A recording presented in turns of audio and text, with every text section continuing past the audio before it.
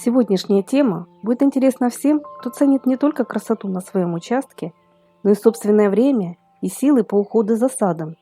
Все предложенные видео растения с легкостью украсят вашу территорию и не потребуют от вас особой заботы и внимания. К таким неприхотливым и красивым культурам относится многолетняя сапонария или мыльнянка. Такое название произошло от необычных свойств ее корня, которые в воде способны давать мыльную пену. У мыльнянки есть много декоративных видов, которые отлично подходят для малоуходного сада. Например, из сапонарии лекарственной выведены красивые сорта с простыми и махровыми соцветиями белого, розового и темно-красного цвета. Очень популярный сорт с махровыми цветами альба плена, розея плена и рубра плена. Есть также растения с привлекательной вариегатной листвой. Кустики достигают высоты от 30 до 90 см. Огромным спросом пользуются почвопокровные виды. К таким относятся сапонария дернистая, базиликовидная и другие. Эти многолетники разрастаются красивым густым ковром, сплошь усеянным мелкими розовыми или белыми цветочками. Не менее интересная гибридная сапонария оливана, которая нарастает эффектными подушковидными куртинами высотой 5 см. Они состоят из мелкой игольчатой листвы и множества розоватых цветочков.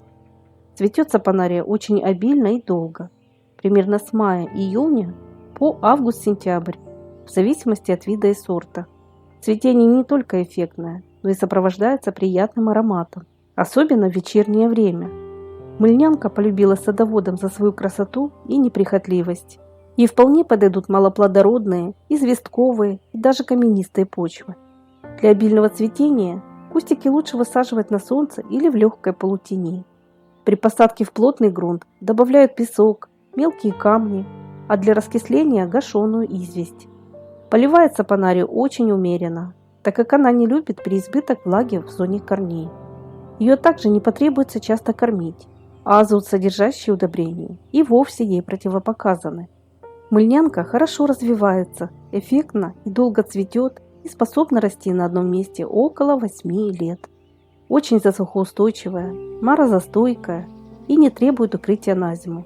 Например, мыльнянка базиликовидная по своей зимостойкости соответствует климатическим зонам со 2 по 9, а мыльнянка лекарственная с 3 по 8. Эти цветы легко размножаются посевом семян. Посевы проводят весной или под зиму сразу в открытый грунт. Можно вырастить весеннюю рассаду. Проводят также деление взрослых кустов. Сапонария способна давать свой самосев, но агрессивным растением она не считается. Для тех садоводов, кто ценит свой труд и время, можно порекомендовать неприхотливую мальву зебрина. Это очаровательное растение способно украсить любой цветник. Благодаря ее ярким высоким соцветиям мальва всегда выделяется среди прочих растений в саду. Каждый цветок словно разрисован вручную. Окраска лепестков сочетает в себе розовые, сиреневые и пурпурные штрихи. Цветы составляют в диаметре примерно 4 см. Высота побегов около метра. Мальва неприхотлива к качеству грунта и освещению, хотя покажет себя во всей красе на более питательных почвах и при хорошем освещении. Она не требовательна к поливам и подкормкам. Кустики красиво высаживать вдоль стен и заборов, а также группами в миксбордерах или на фоне газона. Семена мальвы можно высевать на рассаду в марте или с конца апреля в открытый грунт. В холодных и малоснежных регионах место посадки лучше укрыть слоем опавшей листвы. Обратите внимание на похожее растение из того же семейства мальвовых под названием лаватера. Эти цветы в народе часто называют дикой розой.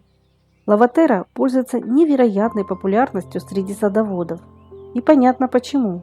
Ведь при всей ее малоуходности она невероятно ярко, обильно и долго цветет.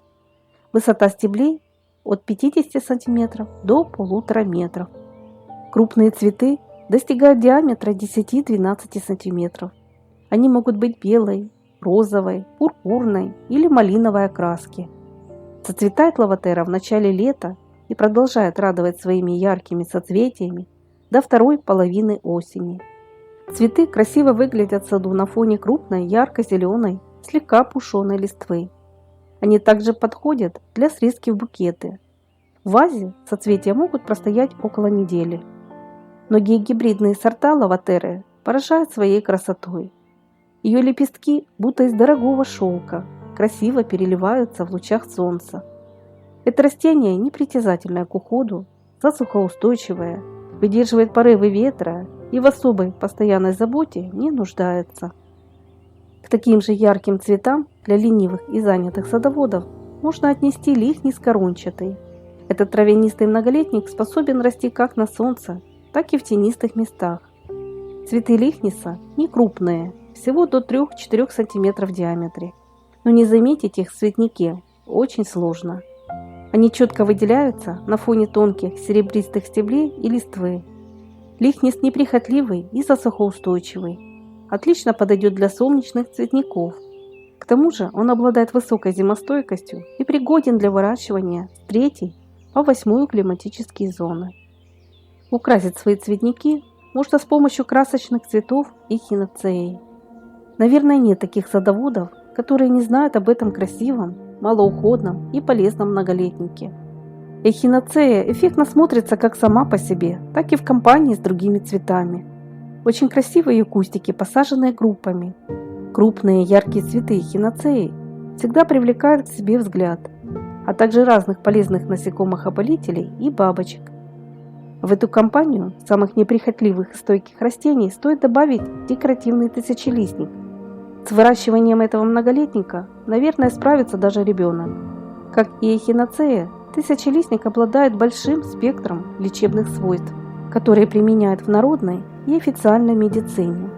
Благодаря высоким декоративным качествам, засухоустойчивости и минимальному уходу за этим многолетником, тысячелистник с каждым годом набирает все большую популярность, особенно среди занятых цветоводов и тех, кто предпочитает иметь малоуходные цветники в природно-луговом стиле. Красочные соцветия декоративного тысячелистника всегда выделяются на общем фоне. Они создадут удачную компанию еще одному привлекательному и простому в уходе многолетнику под названием гайлардия. Если у вас нет ни времени, ни опыта по уходу за садом, посадите эти цветы. Я уверена, что вы останетесь ими довольны. Гайлардия – это настоящие красочные букеты в саду. Высота растений, как и окраска, отличается в зависимости от сорта. Цветение очень яркое и обильное. Оно длится с начала лета до самых заморозков. Многолетняя гайлардия светолюбивая и засухоустойчивая. Размножается делением корневища и семенами. Благодаря своей высокой зимостойкости может расти в 4 климатической зоне. Но еще одно крайне неприхотливое растение, которое прозвали «цветок солнца», это гелиопсис. С помощью его многочисленных желто-оранжевых соцветий легко украсить самые разные участки в саду. Кусты гелиопсиса отличаются не только своей яркостью, но и размерами. Они удачно прикроют некрасивую изгородь или стены хозяйственных построек. В уходе проще простого. Зацветает гелиопсис в июне и при несложном уходе может радовать до осенних морозов. Это очень удачное растение для ленивого цветника. Гелиопсис устойчив к неблагоприятным условиям, поэтому его часто высаживают для озеленения городских клумб. Есть разные сорта этого многолетника, не только высокорослые, но и низкие, которые вполне подойдут для передней части клумб. Все эти цветы посадить и вырастить в своем саду совсем несложно. И таких красивых неприхотливых культур можно назвать еще очень много. Я буду всем благодарна, кто поделится своим опытом в комментариях и предложит свои варианты малоуходных цветов. Не забывайте подписываться на наш канал и нажимать на функцию колокольчик, чтобы не пропускать выход новых роликов. И если вам это видео было полезным, не забудьте, пожалуйста, поставить лайк и до новых встреч на канале Добрый сад.